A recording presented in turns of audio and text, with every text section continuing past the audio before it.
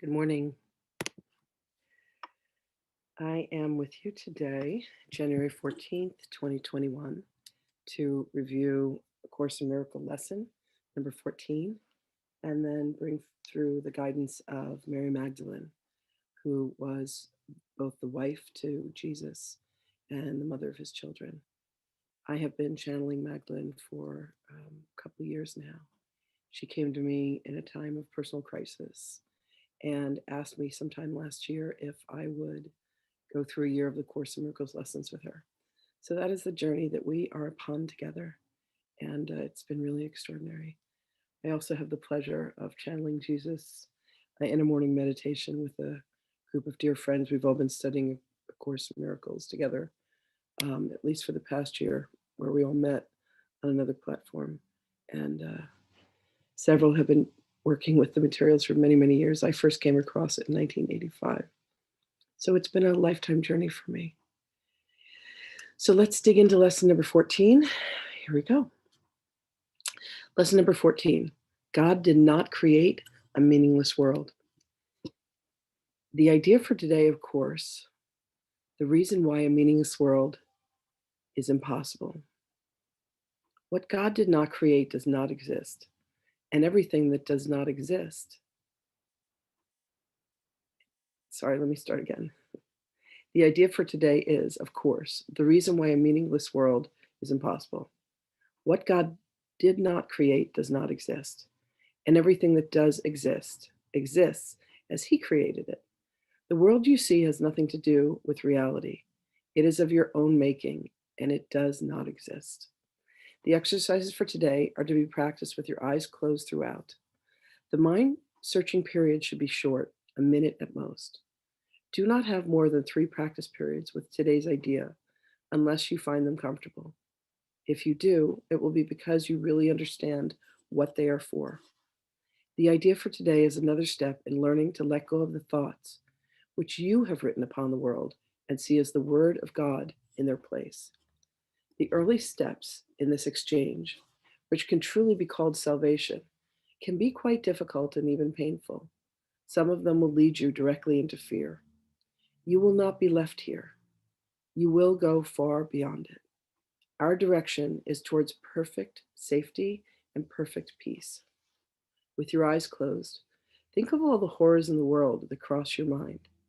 Name each one as it occurs to you, and then deny its reality. God did not create it, and so it is not real.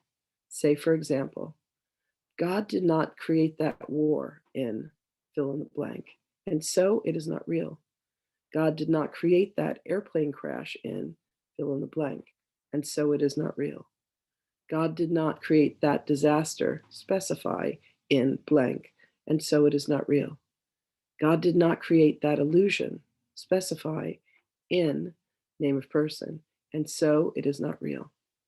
Suitable subjects for the application of today's idea also include anything that you are afraid might happen to you or anyone else with whom you are concerned. In each case, name the disaster quite specifically. Do not use general terms.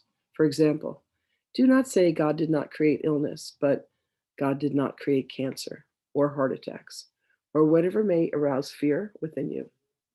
This is your personal repertoire of horrors at which you are looking. These things are part of the world you see. Some of them are shared illusions, and others are part of your personal hell. It does not matter.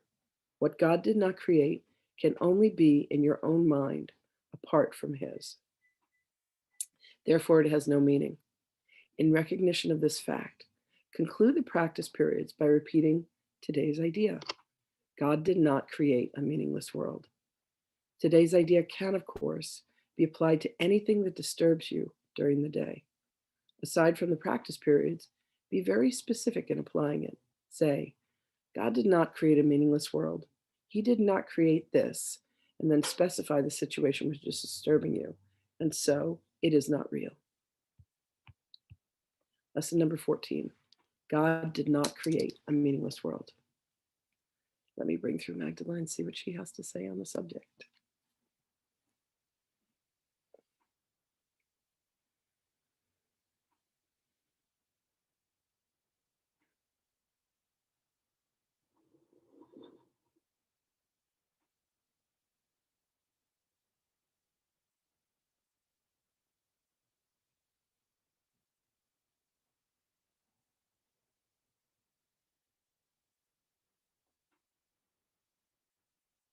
Greetings, beloved ones.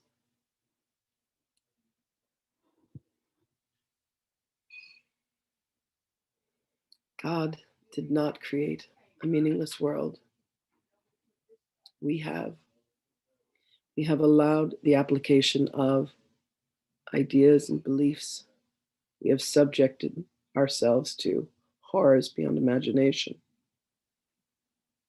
We have led ourselves down a trail of believing that harm could come, that people could be tortured, that people could be murdered, that children could be beaten. But this projection of our own insanity that dwells within our minds has been indeed propagated through an egoic mind that has believed everything that it has created, but it has gone a bit wild in its imaginings. When you truly come to understand that that which disturbs you so greatly is an idea that exists within your mind, that you have manifested, that you have allowed yourself to invest with purpose and meaning and significance, you will truly come to see that God did not create this world, rather, you did. The very good news of this, beloveds, is that as you created this world of horrors, this world of mirrors, this is something that you also have the ability and the capacity to uncreate and to unmake. You have the ability, beloveds, to return to the kingdom, to find your way back to the truth, to live in a world that is filled with love, that is filled with happiness, that is filled with joy, that is filled with pleasure. And the illusions that have plagued you, that you have painted upon the canvas of your existence, you will come to see are merely an illusion. And the canvas before you shall indeed become clear and blank. You will literally be able to catch yourself as you project a thought onto the canvas with a paintbrush of pain, with a paintbrush of anger, with a color and a flare that leaves you feeling less than, that leaves you feeling diminished. And you will be given a paintbrush that allows you to remove all that had ever been projected onto your canvases before. And you shall find yourself sitting there with a clean slate. And you shall say, let me turn instead to the mind of God. Let me turn to the will of God. Let me see what is truly upon this canvas. Let me see what is meant to be painted. Let me see how I can apply love to a circumstance where I have only ever seen horror and atrocities. Understand, beloveds, that all have been on a journey of seeking out both the light and the dark. But it truly indeed has been a dream, has been an illusion. Yet you ask, how can something that feels so real to me, so painful to me, so horrific to me, have any sense of reality? And therein lies the miracle, beloveds. For what you shall see is that the miracle is that it does not exist in the first place. You shall come to see that what is written there is the truth of life and the truth of love, which is far different than what each being has imagined it to be. Allow yourselves, beloveds, to truly understand that the meaningless world which has been created has been a creation of your own mind. And here you shall find your freedom. Here you shall find your way towards redemption. When you allow yourself to be still long enough, you will truly come to understand that you yourself are the living miracle. And the miracle occurs within your heart that is connected to light. For the light shines the truth on what you have perceived to be the world. You will come to see that it is far richer, far more beautiful, and far more magnificent than what the errors within your mind have believed it to be. You truly can change your life, beloveds, by changing your minds. Allow yourself to look upon what have been the horrors within your society and allow them to be viewed in a different light. See if you can grant yourself the ownership, the wisdom, and the knowledge that you can indeed see things differently than you have. You can find people and places and events to be filled with light and to be filled with love, and you can gain the perspective of the mind of God to truly understand that all of this was your own making so that you could experience different aspects of creativity and beingness. This is indeed the genius that you are, for all have been granted the mind of God to create.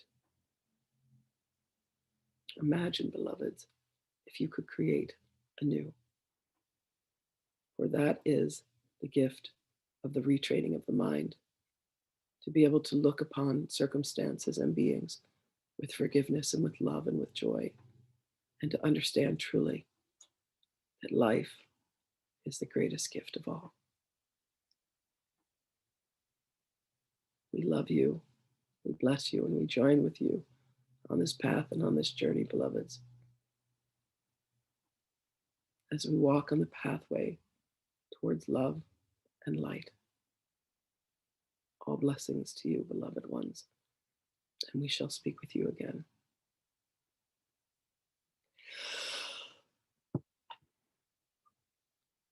Whew. Thank you so much for being with us. Boy, she's extraordinary. I love you all. I wish you a beautiful day, and I will see you again tomorrow.